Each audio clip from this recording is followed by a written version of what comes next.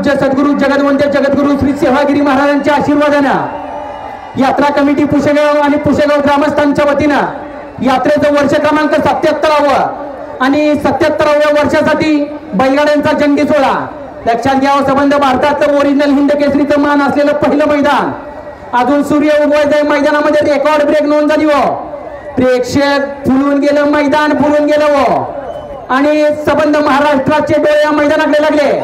कोण होणार संबंध भारताचा ओरिजिनल हिंद केसरी? बघा गाडीवानांनी गाडी चालकांनी मालकांनी लक्ष द्यावं. गट क्रमांक 1 ते 7 चे गाडीवान आपल्या गाड्या झोपून तयार ठेवा. आपला पैरेकरी आपला छकडा बरोबर 7 वाजता या मैदानाचा गट क्रमांक 1 ते 7 धावण्यासाठी खाली जाणार.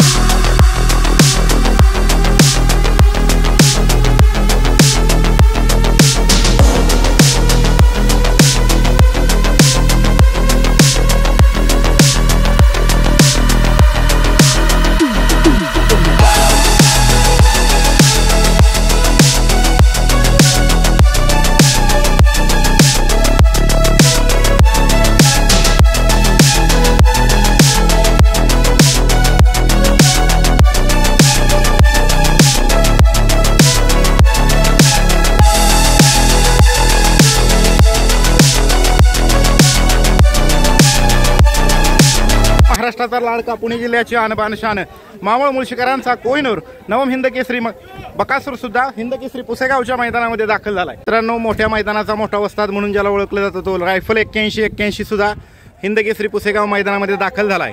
गजा 4x4 पण हिंद केसरी पुसेगाव मैदानात दाखल झालाय. आपल्या समयेत प्रसिद्ध समालोचक रणजित सर बनसोडे. सर नमस्ते. नमस्कार. काय सांगाल, काय लवकर आलाय तुम्ही आज बकासूरला घेऊन? लवकर आलो. किती वाजता निघाला होता? रात्री 1 वाजता. बरं, काय सांगाल मैदानाच्या विषयी? ऐतिहासिक मैदान आहे, बैलगाडी क्षेत्रातलं जुनं आणि ओरिजिनल हिंद केसरीचं मैदान.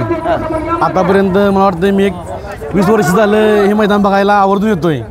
पण आजचं वेगवेगळं कारण आहे. गेले 15 दिवस झालं बैलगाडी क्षेत्रामध्ये वेगळी चर्चा चालू आहे. सगळ्यात मोठी वायदी आज इथं बघायला मिळणार. आम्हाला आवर्जून एक उत्सुकता लागल्या, नक्की घेणारा कोण आहे आणि देणारा कोण आहे आम्हाला आज या ठिकाणी बघायचं आहे. काय पण चर्चा राव? नाही, चर्चा जोरात चालू आहे. 6 लाख रुपये रोख रक्कम आणि 2 चैनी आहेत काहीतरी. बरं.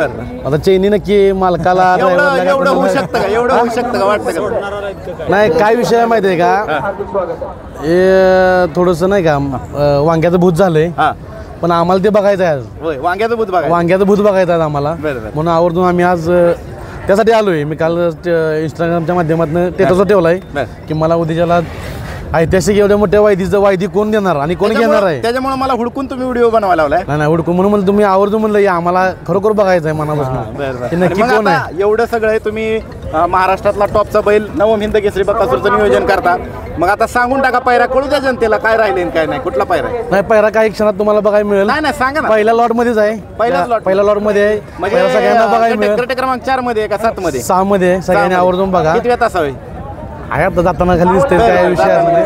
पण काय आहे माहिती आहे का, बैलगाडीचं क्षेत्र आहे, पारंपरिक आपल्या रूढी आणि परंपरा आहे आपली.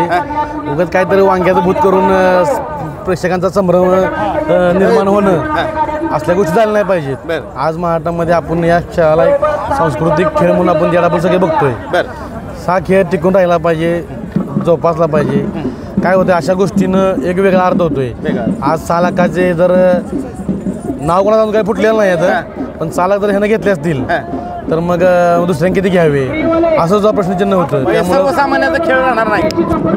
सर्वसामान्याचा खेळ आहे. फक्त काही लोकांनी जरा थोडासा याचा भाव केला इंस्टाग्रामच्या माध्यमातून की सगळं भाव केलाय. तसं काय कुठल्याही प्रकारचं मला तर वाटत नाही. मी ठामपणे बोलतोय म्हणजे मला काय वाटत नाही असं काही. पण आता मध्यंतरी आपल्या ज्या चैतन्यवाले माझं मोठीची त्यांनी बाय टाकलेली 1,11,000 रुपयाची आम्हाला वायदी आम्ही त्यांना दिली आणि तिने आम्हाला फसवलं. त्यांना विनंती आहे तुम्ही त्या माणसाचं नाव सांगा डायरेक्ट. माणसांचा गैरसमज संभ्रम वेगळे होतात. माणूस कोणाला वेगळ्या बोट जातं या. तर त्यांनी जर एवढं सांगितलं की आम्ही एवढे 1,11,000 वायदी दिली आणि आम्हाला त्या माणसानं शिवशी बैल दिला नाही. तुम्ही त्या माणसाचं नाव सांगा की इंस्टाग्राम म्हणजे तुमच्या युट्यूबच्या माध्यमातून तुम्ही नाव सांगा. त्या माणसाचं नाव जाहीर करा. उगं कसं होतंय तुम्ही बोलता एकाला आणि ते लागतंय एकाला असं ते होतंय. म्हणजे कशा पद्धतीने व्हायला हवं सगळं. तिने वायदी दिली 1,11,000 रुपये. ते कोणाला दिल्या त्यांच्या ट्रान्झॅक्शनचे हे सगळं आहे. त्यामुळे तिने ते जाहीर करा. हो ते कसं होतं एखादं नाव एखाद्याला होतंय. बरं आता कशा पद्धतीने स्टेटमेंट यायला हवीत तुम्हाला वाटतंय. मला तर काय वाटत नाही एवढं मोठी वायदी म्हणजे भविष्यात होणार किंवा आतापर्यंत झाली नाही अशी काय आज काय मला वाटत नाही. कोण काय झालंय काय चांगलं म्हणजे सगळे आज प्रत्येकाच्या मनात हिंद केसरीचा मान घ्यायची इच्छा आहे. प्रत्येकजण प्रत्येकाच्या तयारीने आलेत चांगल्या भावनेने. चांगल्या भावना आहेत. कोणत्या असं काय झालेलं नाही. परमपूज्य सद्गुरू सेवागिरी महाराजांच्या या मैदानाविषयी काय तुमचे अनुभव आहेत. मी गेले जवळजवळ 20 वर्ष झाले मैदान बघतोय. मी जेव्हा खाकी चड्डी होतो तेव्हा मी या मैदानाला आलोय. मैदान एक पारंपरिक मैदान आहे जिथं म्हणजे आपली ही सुरुवात आहे. बैलगाडी क्षेत्रातली सीझनची ही सुरुवात असते आणि इथं महाराष्ट्रात सगळ्यात मोठं टॉपचं मैदान होतं. 1 नंबर करायला प्रत्येकजण हौसलेला असतो.